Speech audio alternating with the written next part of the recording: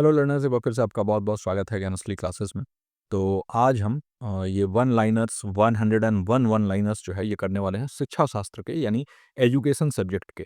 और अगर आप पेपर वन की तैयारी करते हैं तो इसको बिल्कुल भी मिस मत करिएगा, क्योंकि आपके भी काम की बहुत सारी चीज़ें इसमें होने वाली हैं। 100% ये वन लाइनर्स आपके प्रीवियस ईयर क्वेश्चन से लिए गए हैं, यानी जो भी हमारे पुराने क्वेश्चन हैं ना, तो मैं करता क्या हूँ कि उन क्वेश्चन को एआई एजेंट को दे देता हूँ और उसके बेसिस पे वन लाइनर बनवा देता हूँ उससे।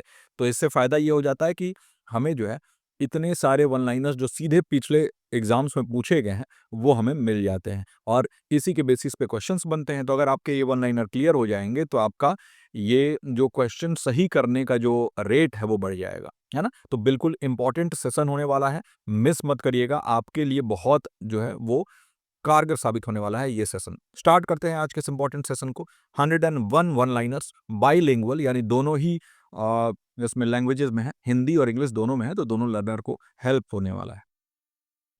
सबसे पहले देखिए, अच्छा हाँ, पीडीएफ अगर आप चाहते हैं इस पर्टिकुलर वन लाइनर सीरीज का, तो आपको ज्ञानस्थली क्लासेस के टेलीग्राम चैनल पे जाना होगा। ज्ञानस्थली क्लासेस ऐसा आप लिखेंगे तो टेलीग्राम चैनल, लोगो यही बना होगा एक जो है हमारे तिरंगा के साथ एक लोगो होगा, वो वाला चैनल जरूर आप फॉलो करिए। लगभग 8,500 के आसपास वहाँ पर फॉलोअर्स हैं। वो वाले चैनल पर आप जाएंगे, वहीं पर पीडीएफ मिलेगा इस पर्टिकुलर सेशन का।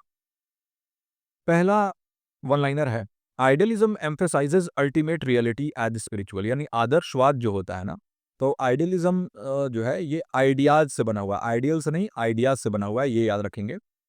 कह रहा है कि ये जोर डालता है अंतिम सत्य को आध्यात्मिक मानता है, यानी जो अल्टीमेट रियलिटी है वो स्पिरिचुअल है ना। स्पिरिचुअलिटी ही अल्टीमेट रियलिटी है, आइडियलिज्म में यही माना जाता है ना, ये याद रखेंगे। प्रैग्मेटिज्म जो है प्रयोजनवाद, प्रैग्मेटिज्म ये मानता है कि सत्य वही है जो आपके काम आए, है ना। सत्य क्या है? सत्य जो आपके काम आए वही सत्य है। प्रैग्मेटिज्म का ये भी मानना है कि हम नई तरीके से चीजों को करें, नए ढंग से करें, है ना। तो जो भी काम कर जाए वही सही है ना। ट्रुथ इज व्हाट वर्क्स, यानी मान लीजिए कि बहुत पहले से कोई पद्धति चली हुई आ रही है लेकिन अब वो काम नहीं कर रही है, तो जो काम कर रही है वही सही है, प्रैग्मेटिज्म ये कहता है। जबकि आइडियलिज्म कहता है कि नहीं, जो पहले से चली हुई आ रही है वही है ना। नेचुरलिज्म क्या कहता है? Naturalism advocates education according to nature, यानी प्रकृतिवाद में प्रकृति के अनुसार शिक्षा का समर्थन करता है कि हम जो है नेचर के अकॉर्डिंग जो है वो शिक्षा प्राप्त करें, नेचर के अराउंड प्राप्त करें, यानी प्रकृति के आसपास हम जहाँ भी रहें हमारे आसपास प्रकृति होनी चाहिए। हम हमें नेचुरल फ्लो में जो जैसे लर्निंग जो है वो नेचुरल होना चाहिए, इसमें कुछ भी आर्टिफिशियल आप ना करें, ये है प्रकृतिवाद। वही अगर हम यथार्थवाद या रियलिज्म की बात करें तो ये कहता है कि भाई जैसी दुनिया है वैसा स्वीकार करो, है ना। उसमें कुछ आइडियल नहीं है ना, कुछ भी ये नहीं है, जो जैसा है वैसा स्वीकार करिए। रियलिज्म, यथार्थवाद जो है संसार को जैसा है वैसा स्वीकारता है, यहाँ संसार ऐसा है और ऐसे ही ठीक है। वही एग्जिस्टेंशलिज्म जो है यानी अस्तित्ववाद, अस्तित्व के बारे में बात करता है। ये कहता है कि हमारी अपनी फ्रीडम, हमारी अपनी चॉइस है और हमें अस्तित्व में रहने के लिए व्यक्तिगत स्वतंत्रता और चयन जो है ये जरूरी है। हमें चॉइस लेना पड़ेगा कि हमें क्या करना है क्या नहीं करना है, फ्रीडम हमारे पास है। तो एग्जिस्टेंशलिज्म जो है ये कहता है ना। ये सभी आपके प्रीवियस ईयर से लिए गए वन लाइनर्स है ना।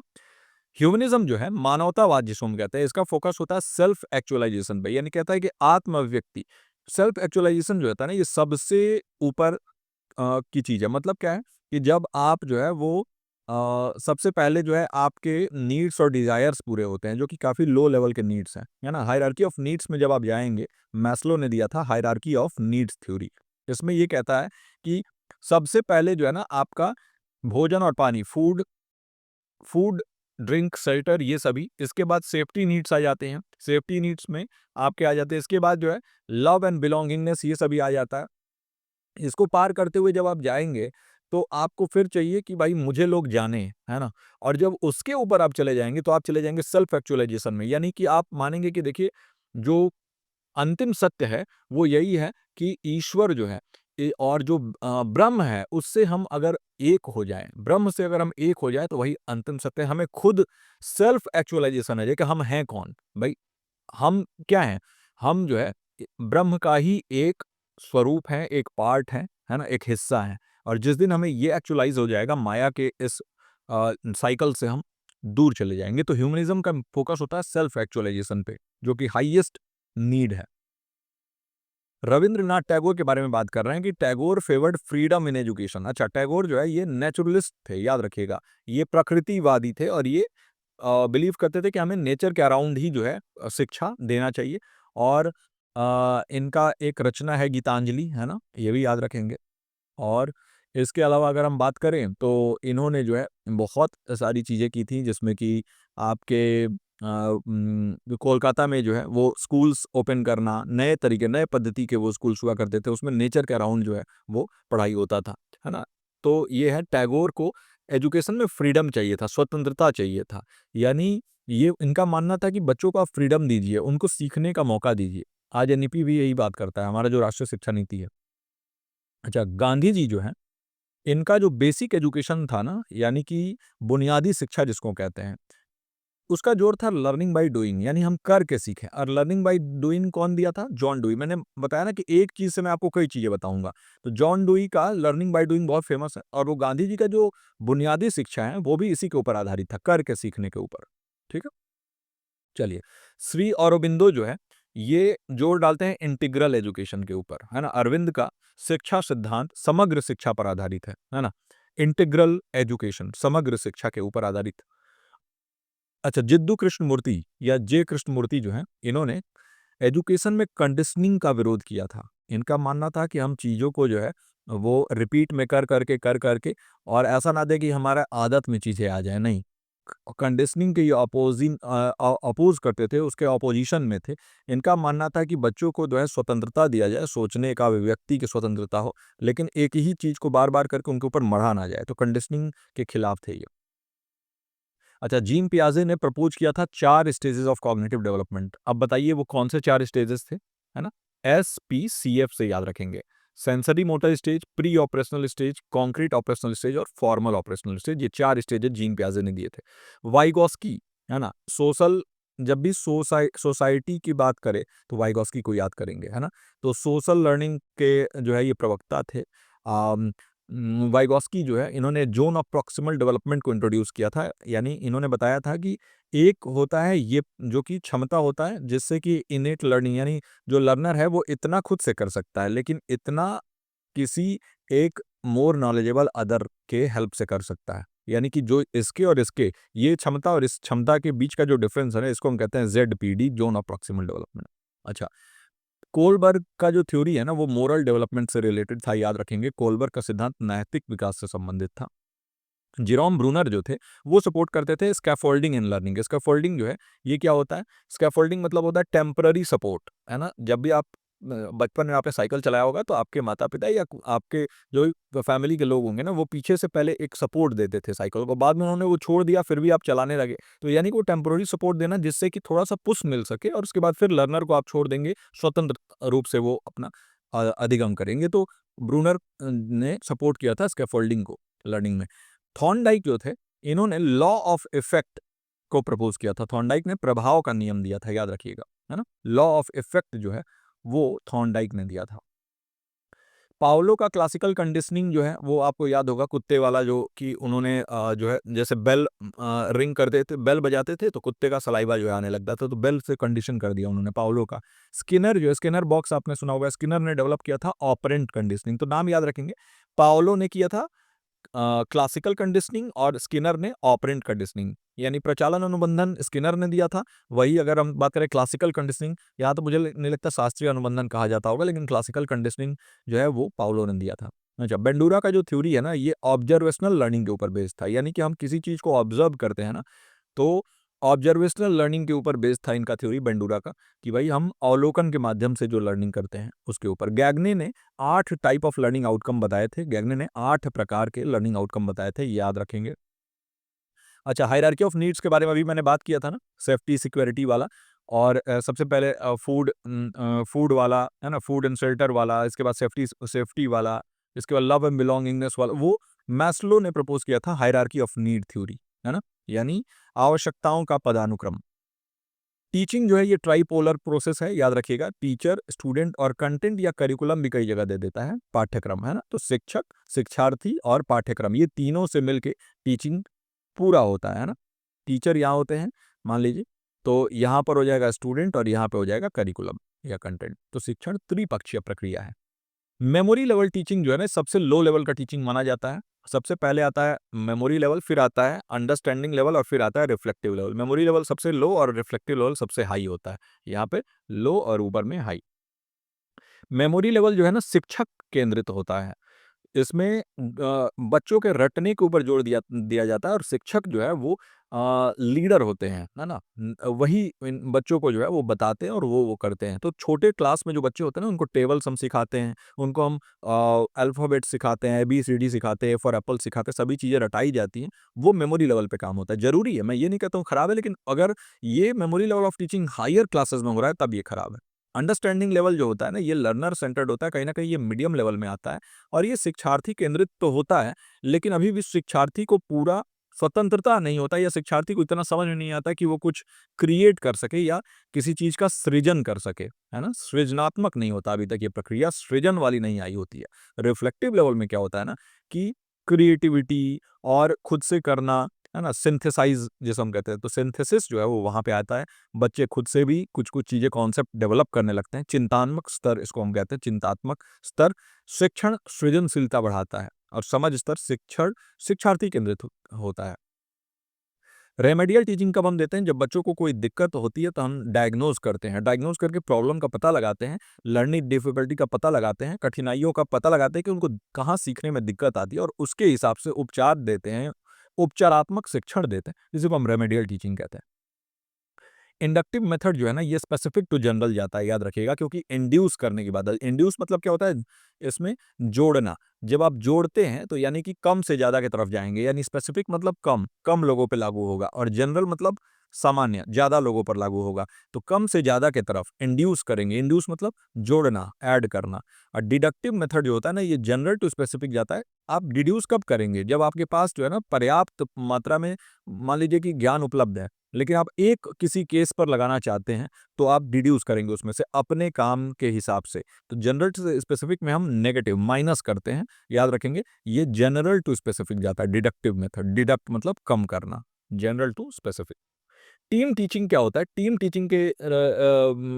टीचिंग का भी क्वेश्चन पिछले एग्जाम में आया था। इसमें 2 या 2 से अधिक टीचर्स, 2 और मोर टीचर्स इन्वॉल्व होते हैं टीम टीचिंग में। 2 या 2 से अधिक शिक्षक द्वारा होता है टीम टीचिंग। माइक्रो टीचिंग जो होता है ना, इसका फोकस होता है स्पेसिफिक टीचिंग स्किल्स पे। सूक्ष्म शिक्षण विशिष्ट कौशलों पर केंद्रित होता है। Micro teaching specific teaching skills के लिए होता है। कम समय में उसी जो टीचिंग की प्रक्रिया है उसको हम दर्शाने की कोशिश करते हैं 5 से 7 मिनट के अंदर। टीचिंग एड्स जो होते हैं ना, यानी शिक्षण सहायक सामग्री जो होता है, ये वर्बलिज्म को रिड्यूस करते हैं। यानी कि हम क्या करते हैं कि भाई बोल के कम और चीज़ों को डेमोन्स्ट्रेट करके, दिखा के ज़्यादा हम समझाने की कोशिश करते हैं। कम्युनिकेशन में एक सेंडर, एक रिसीवर और एक मैसेज होना ही चाहिए। ये तो आपको पता है कि संप्रेषण जो है इसमें एक प्रेषक होता है, एक प्राप्तकर्ता होता है, संदेश शामिल होता है। नॉइज़ जो है वो मैसेज को खराब कर देता है, डिस्टॉर्ट कर देता है। और नॉइज़ मतलब बाधा, अवरोध। किसी भी चीज़ को जब भी एक मैसेज भेजा जा रहा है तो उसमें कोई भी अवरोध आ रहा है, इसको हम नॉइज़ कहेंगे। फीडबैक जो होता है ना, प्रतिक्रिया, ये टू वे कम्युनिकेशन को इंश्योर करता है। जब भी फीडबैक देते हैं, देखिए सेंडर, फिर ये चैनल, मैसेज, रिसीवर और फीडबैक, है ना? सेंडर, चैनल, मैसेज, रिसीवर और फीडबैक। तो फीडबैक एक दो तरफा प्रक्रिया को करने में मदद करता है। तो सेंडर जो है मैसेज को रिसीवर तक पहुंचाते हैं और यहाँ से फिर फीडबैक मिलता है, तो पता चलता है कि सही तरीके से संप्रेषण हुआ है कि नहीं। नॉन वर्बल क्यूज यानी गैर शाब्दिक, मौखिक नहीं, गैर शाब्दिक संकेत जो होते हैं ना, इसमें जेस्चर्स, फेशियल एक्सप्रेशन, ये सभी आ जाते हैं। हम कोई चेहरे के भाव हमारे या फिर हमारे इशारे जो हैं, ये कहीं ना कहीं नॉन वर्बल क्यूज के अंदर आते हैं। मास कम्युनिकेशन या जन संचार माध्यम जो है, इससे हम बड़े ऑडियंसेस तक पहुंच सकते हैं, लार्ज ऑडियंस तक हम पहुंच सकते हैं मास कम्युनिकेशन के जरिए। अपवर्ड कम्युनिकेशन जो होता है, ये सबऑर्डिनेट से सुपीरियर यानी जूनियर से सीनियर की तरफ जो कम्युनिकेशन हो रहा है, इसको हम अपवर्ड कह रहे हैं। भाई नीचे से ऊपर जा रहा है तो अपवर्ड ही तो होगा ना, ऊर्ध्व संचार। ये वही डाउनवर्ड कम्युनिकेशन जो है, ये सीनियर से जूनियर की तरफ आता है, यानी ऊपर से नीचे आ रहा है, तो डाउनवर्ड हम किसको कहते हैं। क्लासरूम कम्युनिकेशन जो है ना, पर्पजफुल होना चाहिए, उद्देश्यपूर्ण होना चाहिए, याद रखिएगा। सिमेंटिक मतलब शब्द का अर्थ, अर्थ संबंधी जो बाधा है ना, उसको हम कहते हैं सिमेंटिक बैरियर। ये किसी भी शब्दों का अगर हम गलत तरीके से व्याख्या कर लें, तो उससे उत्पन्न होता है सिमेंटिक बैरियर, है ना? ग्रेप वाइन जो होता है, ये इनफॉर्मल टाइप ऑफ कम्युनिकेशन होता है, याद रखिएगा। और ग्रेप वाइन मतलब आप समझ सकते हैं जैसे कैसे कोई बात जो है, कोई अफवाह फैल जाता है, तो ग्रेप वाइन जो है ना अफवाह ही होता है। कोई भी अफवाह बहुत तेजी से फैल जाता है, वैसे ही ग्रेप वाइन जो है बहुत तेज, और ये इसके फायदे और नुकसान दोनों हैं। किसी चीज़ को बहुत जल्दी लोगों तक पहुँचाना है तो उसका ग्रेप वाइन यूज़ होता है, लेकिन इसका बहुत नुकसान है ना? बहुत लोगों तक अफ़वाह फैल जाता है इसकी वजह से, ग्रेप वाइन कम्युनिकेशन कहते हैं। अच्छा, अनुसंधान या रिसर्च जो होता है ना, एक व्यवस्थित और वस्तुनिष्ठ प्रक्रिया है, एक सिस्टमैटिक एंड ऑब्जेक्टिव इंक्वायरी है, याद रखिएगा। हाइपोथेसिस क्या होता है? एक टेंटेटिव स्टेटमेंट होता है, अस्थायी कथन होता है, ये चेंज हो सकता है, लेकिन ये एक डायरेक्शन देने के लिए होता है ना, एक दिशा प्रदान करने के लिए, रिसर्च को, शोध को एक दिशा देने के लिए हाइपोथेसिस का इस्तेमाल होता है। सैंपलिंग क्या होता है? देखिए, सैंपलिंग से लागत और समय, पैसे की लागत और समय दोनों बचता है, क्योंकि इतने सारे पॉपुलेशन को आप जो है ना वो नहीं उन तक पहुंच पाएंगे, तो इसलिए हम सैंपलिंग करके और उसी पॉपुलेशन को दर्शा रहे कुछ सैंपल इकट्ठा करते हैं और उसके हिसाब से सैंपलिंग होता है ना। एक्शन रिसर्च, जैसा कि मैं पहले भी बताया हूं कि एक्शन रिसर्च का एम क्लासरूम में प्रैक्टिस, बहुत जल्दी से कोई भी चीज़ अगर आप करना चाहते हैं, कोई भी बदलाव लाना चाहते हैं, तो तुरंत त्वरित समाधान के लिए जो है वो एक्शन रिसर्च हम करते हैं, है ना? ज़्यादातर ये क्लासरूम में होता है, टीचर द्वारा किया जाता है। एक्सपेरिमेंटल रिसर्च क्या होता है? ये एक लैब या लेबोरेटरी या कंट्रोल्ड कंडीशन में होता है, कॉज़ल रिलेशन फाइंड आउट करने के लिए, यानी कि कारण पता लगाने के लिए, है ना? कॉज़ एंड इफेक्ट, कारण और प्रभाव देखने के लिए हम एक्सपेरिमेंटल रिसर्च करते हैं। एक्स पोस्ट फैक्टो, यानी नाम से ही समझ में आ रहा है कि कोई भी पोस्ट फैक्टो, कोई भी चीज़ें घटने के बाद अगर हम रिसर्च कर रहे हैं, वो घटित हो चुकी है, उसमें कोई बदलाव नहीं हो सकता, घटने के बाद हम कर रहे हैं, तो ये आफ्टर द इफेक्ट होता है। देखिए, कोई भी चीज़ घट चुकी है, प्रभाव हो चुका है, भूकंप आ चुका है, उसके बाद एज़ इट इज़ जो चीज़ें आप पता लगाने की कोशिश कर रहे हैं, वो है x post facto. Historical research, नाम से समझ में आ रहा है ऐतिहासिक शोध, इतिहास में जो चीज़ें हैं, चाहे वो डॉक्यूमेंट हों, चाहे वो कोई मान लीजिए कि कहीं खुदाई चल रहा है, वहाँ हड़प्पा का कोई कुछ मिल गया, या कोई जो है वो अवशेष मिला, तो उस केस में, है ना? जो आपका आर्कियोलॉजिकल सर्वे ऑफ इंडिया यानी एएसआई जो होता है, उनके द्वारा अगर कुछ फाइंड आउट किया गया, तो उसके ऊपर रिसर्च करें तो हिस्टोरिकल रिसर्च कहेंगे। ये प्राइमरी सोर्सेज यानी प्राथमिक स्रोत का उपयोग करता है historical research. Descriptive research, descriptive का मतलब होता है वर्णनात्मक, वर्णन करना। ये वर्तमान स्थितियों का वर्णन करता है, एग्जिस्टिंग कंडीशन का डिस्क्राइब कर देता है ना? क्वालिटेटिव रिसर्च जो होता है ना, ये मीनिंग से डील करता है, गुणात्मक शोध अर्थों पर आधारित होता है, इसमें नंबर्स नहीं होता। क्वांटिटेटिव में न्यूमेरिकल डेटा होता है। मात्रात्मक शोध जो होता है ना, ये संख्यानात्मक होता है, इसमें संख्याएं शामिल होती हैं। मीन क्या होता है? मीन, माध्य जो है, ये चरम मानों से प्रभावित होता है। मीन जो है एक तरीके से औसत जैसा होता है, ये एवरेज जैसा। और मान लीजिए कि 3, 5 और 7 का मीन निकालना है, तो उसको हम ऐड कर देंगे 3 + 5 + 7 और डिवाइड कर देंगे नंबर ऑफ टर्म्स जो कि 3 है ना? तो नंबर ऑफ टर्म्स से हम डिवाइड कर देंगे, तो 5 3 8 7 15 डिवाइड बाय 3, तो ये आ जाएगा इसका मीन 5, है ना? 15/3 5 आ जाएगा। तो मीन जो है ये कहीं न कहीं एक्सट्रीम वैल्यूज़, एक्सट्रीम मतलब कि सबसे कम और सबसे ज़्यादा वाले वैल्यूज़ के ऊपर इसका वैल्यू बहुत डिपेंड करता है, लेकिन मीडियन में ऐसा नहीं होता। मीडियन में बस आप सजा देते हैं। मान लीजिए मैं कह दूँ कि 3, 5, 7, 11 और 15 का मीडियन बताइए, तो 7 इसका मीडियन हो जाएगा, क्योंकि 2 इधर है, 2 इधर है, मीडियन ये आ जाएगा, है ना? मोड जो है, जो अंक बार-बार रिपीट हो रहा है, उसको सबसे ज़्यादा बार आने वाला जो अंक है, वही मोस्ट फ्रीक्वेंट जिसे हम कहते हैं, वो हो जाएगा। जैसे मैंने लिख दिया 3-3, 5-5-5, 7-7, 11-11 अगर लिखा, तो देखिए 7 3 बार आया, तो मोड इसका 3 हो जाएगा। ये भी एक्सट्रीम वैल्यूज़ के ऊपर नहीं डिपेंड करता है, मोड भी, है ना? मोड में भी अधिक और कम से कोई मतलब नहीं होता। अधिक और कम मतलब नंबर्स। नॉर्मल कर्व जो है वो सिमेट्रिकल होता है, याद रखिएगा, यानी कि अगर ऐसा है तो दोनों तरफ बराबर होगा, है ना? सिमेट्रिकल मतलब होता है बराबर। ये अच्छे से बन नहीं पाया है। और स्टैंडर्ड डेविएशन मेजर करता है डिस्पर्जन ऑफ स्कोर्स, यानी मानक विचलन, अंकों का प्रसरण बताता है कि स्कोर्स जो है ना वो कितना डेविएट कर रहे हैं मीन से। कोरिलेशन क्या होता है?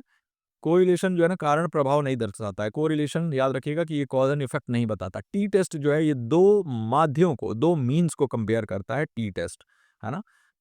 स्टेटमेंट में यही है कि सारा ही मैं कवर कर रहा हूँ, है ना? याद रखिएगा। एनोवा, एनालिसिस ऑफ वेरिएंस कहते हैं, ये 2 से अधिक अगर मीन है, उस केस में हम एनोवा लगाते हैं। काई स्क्वायर टेस्ट जो है, ये एट्रिब्यूट्स को एसोसिएट करता है, गुणों के संबंध जाँचता है ना? Chi square. रिलायबिलिटी जो है, ये दिखाता है कंसिस्टेंसी, यानी बार-बार कोई टेस्ट आप कर रहे हो, कोई रिसर्च या शोध कर रहे हो और रिजल्ट सिमिलर आ रहा है, तो यानी कि कंसिस्टेंट है, निरंतरता है, उसको दर्शाता है। रिलायबिलिटी बहुत इंपॉर्टेंट है रिसर्च में, और वैलिडिटी भी इंपॉर्टेंट है। वैलिडिटी मतलब क्या दिखाता है? ऑथेंटिसिटी, या कह सकते हैं जो हम मापना चाहते हैं, अगर वही माप रहे हैं तो वैलिड है रिसर्च। मेजरमेंट जो है, मापन जो है, ये गुणों को संख्याएं देता है, यानी measurement assign numerals to attributes. मान लीजिए कि कोई गुण है, गुणों को नंबर देना है तो मेजरमेंट करके हम दे सकते हैं। किसी ने कहा कि आप बहुत लंबे हैं, तो हमने मेजर कर दिया कि अच्छा ये 6 फुट के हैं, तो 6 फीट मतलब क्या हो गया? मेजरमेंट किया हमने, उससे एक नंबर मिल गया। इवैल्यूएशन जो होता है, मूल्यांकन, इसमें मूल्य निर्णय होता है, यानी वैल्यू जजमेंट होता है इवैल्यूएशन में, याद रखिएगा, है ना? तो मेजरमेंट और इवैल्यूएशन अलग-अलग होता है। इवैल्यूएशन मतलब हो गया कि ही इज़ टॉल, और मेजरमेंट हो गया ही इज़ 6 फुट टॉल, याद रखिएगा।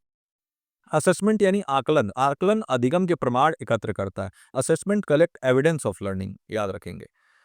फॉर्मेटिव इवैल्यूएशन जो होता है ना, ये ड्यूरिंग द लेक्चर होता है, याद रखिएगा, कक्षा के दौरान होता है। फॉर्मेटिव इवैल्यूएशन या फॉर्मेटिव असेसमेंट भी कहते हैं, ड्यूरिंग द लेक्चर, कक्षा के दौरान होने वाला होता है। इससे हम शिक्षण में सुधार कर सकते हैं, और ये बहुत जल्दी प्रतिक्रिया देके और टीचर और स्टूडेंट दोनों के लिए काफ़ी ज़्यादा हेल्पफुल हो जाता है। समेटिव इवैल्यूएशन जो होता है ना, एंड टर्म या फाइनल एग्जाम या सेमेस्टर एग्जाम होता है। इससे आप प्रमोट होते हैं अगले क्लास में। तो संक्षेपक मूल्यांकन अधिगम प्रमाणित करता है, यानी सर्टिफाई करता है लर्निंग को। इसको देने के बाद आपको एक सर्टिफिकेट मिल जाता है। डायग्नोस्टिक टेस्ट जो होता है, नाम से ही समझ में आ रहा है कि डायग्नोज करना, निदानात्मक परीक्षाएं।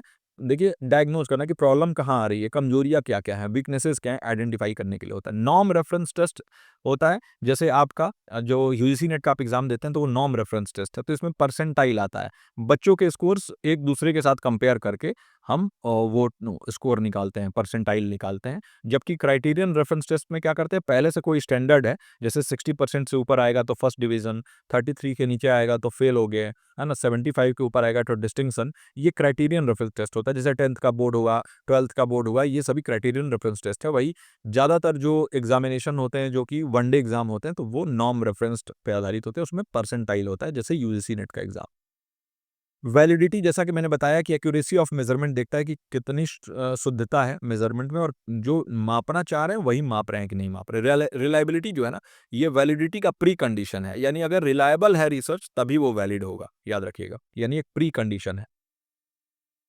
करिकुलम यानी पाठ्यक्रम जो होता है ना, ये एक प्लान्ड लर्निंग एक्सपीरियंस, हम पहले से योजनाबद्ध तरीके से अधिगम अनुभव के लिए बनाया गया एक खाका है करिकुलम। हिडन करिकुलम जो होता है ना, यानी जिसे हम छुपा हुआ या अदृश्य करिकुलम या अदृश्य पाठ्यक्रम कहते हैं। अनइंटेंडेड लेसन होता है। मान लीजिए मैं कक्षा में कुछ पढ़ा रहा हूँ, लेकिन मैं बहुत अच्छे से बिहेव कर रहा हूँ, मैं जब भी कक्षा में आता हूँ बिल्कुल सही समय पे आता हूँ, तो बच्चे को ये लग रहा है कि सही समय पे आना बहुत अच्छा होता है, यानी कि मैं लेसन नहीं दिया, लेकिन मेरे एक्शंस से उनको कोई लेसन मिल गया, इसको हम हिडन करिकुलम कहते हैं। वही नल करिकुलम जो होता है, ये जो हम पढ़ाते नहीं हैं, यानी कोई चीज़ें हम स्किप कर देते हैं, उसको हम कहते हैं शून्य पाठ्यक्रम। वही टाइलर मॉडल के बारे में बात करें तो ये ऑब्जेक्टिव अप्रोच को फॉलो करता है ना? उद्देश्य आधारित होता है, याद रखेंगे टाइलर मॉडल। और टाबा मॉडल याद रखेंगे, टाइलर, टाबा, ये सब याद रखता है। टाबा मॉडल जो है ना, ये ग्रास रूट मॉडल है। ये डायरेक्टली क्वेश्चन पूछा जाता है आपके एग्जामिनेशन में इन दोनों से, टाइलर और टाबा से। टाबा मॉडल जमीनी स्तर का मॉडल है, ग्रास रूट मॉडल है, याद रखिएगा। अच्छा, कैसे याद रखेंगे? ताबा मतलब तबला, तबला कहाँ रखते हैं? ज़मीन पे रख के बजाते हैं ना, तो वैसे करके आप याद रख लेंगे। स्पाइरल करिकुलम जो होता है ना, ये रिविजिट करता है टॉपिक को इंक्रीजिंग कॉम्प्लेक्सिटी। जैसे मान लीजिए कि धीरे-धीरे, धीरे-धीरे, धीरे-धीरे करके हम जटिलता बढ़ाते जाते हैं, और बार-बार आपका रिवीजन भी हो रहा है और उसका थोड़ा-थोड़ा जटिलता भी बढ़ रहा है। एनसीएफ जो होता है, नेशनल करिकुलम फ्रेमवर्क 2005, ये कंस्ट्रक्टिविज्म, रचनावाद पर आधारित होता है। राष्ट्रीय शिक्षा नीति 2020 जो है, इसका जोर होता है मल्टी डिसिप्लिनरी एजुकेशन, यानी बहुविषयक शिक्षा पर जोर होता है। सीबीसीएस यानी choice based credit system ensure करता है फ्लेक्सिबिलिटी इन चॉइस, विकल्प में लचीलापन देता है। ओबीई फोकस करता है लर्निंग आउटकम पे। आउटकम बेस्ड लर्निंग बेस्ड को हम कहते हैं, ओबीएल भी कहते हैं, याद रखिएगा, आउटकम बेस्ड एजुकेशन, ओबीई। तो यानी कि हम पहले से ही पता पता लगाते हैं कि क्या है आउटकम, है ना? टीचर एजुकेशन जो है, इसमें प्री सर्विस और इन सर्विस टीचर एजुकेशन दोनों शामिल होता है। एनसीटी जो है, टीचर एजुकेशन को रेगुलेट करता है, national council for teacher education. Micro teaching जो है, ये स्पेसिफिक टीचिंग स्किल को बेहतर करने के लिए होता है, सूक्ष्म शिक्षण, विशिष्ट कौशल को सुधारने के लिए होता है। इंटर्नशिप जो है, ये कनेक्ट करता है थ्योरी को प्रैक्टिस से, यानी कि जब आप चीज़ें पढ़ लिया है अपने किताबों में, अब आप प्रैक्टिस करेंगे उसको रियल लाइफ में, इंटर्नशिप कहते हैं। एनसीईआरटी जो है, आपका जो national council for education research and training, ये प्रिपेयर करता है राष्ट्रीय पाठ्य चर्चा ढांचा। एससीईआरटी जो है स्टेट लेवल करिकुलम के लिए है। डाइट जो है ये एलिमेंट्री एजुकेशन को मजबूत करता है। टीपैक जो है ये टेक्नोलॉजी, पेडागोजी और कंटेंट को इंटीग्रेट करता है, एकीकृत करता है, समाहित करता है। रिफ्लेक्टिव प्रैक्टिसेस जो है ये टीचिंग की गुणवत्ता को बेहतर करता है। चिंतनशील अभ्यास एक बेहतर टीचर जो है ये फैसिलिटेट करता है, सुविधा प्रदाता होता है, वो डिक्टेट नहीं करता, आदेश नहीं देता है। इसके अलावा अगर बात करें समावेशन, सभी को सीखने का अवसर देता है। आईईपी जो है ये इंडिविजुअलाइज प्लानिंग को, इंडिविजुअलाइज एजुकेशन प्रोग्राम जो है एक-एक बच्चे के ऊपर फोकस करके प्लानिंग करना। वही आरपीडब्ल्यूडी एक्ट जो है ये जो पर्सन विद डिसेबिलिटी है 2016 में, पहले 1995 में इसमें डिसेबिलिटीज 7 ही थी, लेकिन इसको बढ़ा के अब 21 डिसेबिलिटीज कर दिया गया है। यूडीएल ऑफर करता है अलग-अलग तरीके जिससे कि पढ़ाया जा सके, सहभागिता हो सके। इंक्लूसिव क्लासरूम यानी समावेशी कक्षाएं बाधाओं को हटाती हैं। इसके अलावा जो डिसेबल्ड चाइल्ड होते हैं उनको रेगुलर स्कूल में लाने के लिए ये क्रम होता है, इसको मेन स्ट्रीमिंग कहते हैं, मुख्य धारा में जोड़ना। स्पेशल एजुकेशन जो है वो इंटेंसिव सपोर्ट प्रदान करता है, गहन सहायता देता है। इक्विटी जो है वो फेयरनेस है, इक्वालिटी सेमनेस है। तो एक ही प्रकार का अगर चीज़ प्रदान कर रहे हैं तो वो इक्वालिटी है, लेकिन अगर जिसको जैसी ज़रूरत वैसी चीज़ें प्रदान कर रहे हैं तो इक्विटी है। बैरियर फ्री एनवायरनमेंट इंश्योर करता है एक्सेसिबिलिटी, यानी बाधा मुक्त वातावरण पहुंच सुनिश्चित करता है। तो जो बच्चे चल नहीं सकते हैं, देख नहीं सकते हैं, उनके लिए कुछ इक्विपमेंट प्रदान करना बैरियर फ्री एनवायरनमेंट कहलाता है। एनईपी 2020 का फोकस इंक्लूजन के ऊपर बहुत ज़्यादा होता है, यानी समावेशन के ऊपर। और प्रोग्राम लर्निंग जो होता है ना, ये ऑपरेंट कंडीशनिंग के ऊपर बेस्ड होता है। प्रोग्राम लर्निंग जो है कहीं ना कहीं प्रचालन अनुबंधन पर आधारित है और ऑपरेंट कंडीशनिंग के ऊपर ये बेस्ड होता है। तो ये थे कुछ 101 वन लाइनर्स। और इस वीडियो से बहुत सारा अगर आपको हेल्प मिला हो तो काइंडली वीडियो को लाइक कर दीजिए। मैं मिलता हूँ आपसे अगले वीडियो के साथ। टिल देन आप अपना और अपनों का ख्याल रखिए। नमस्कार।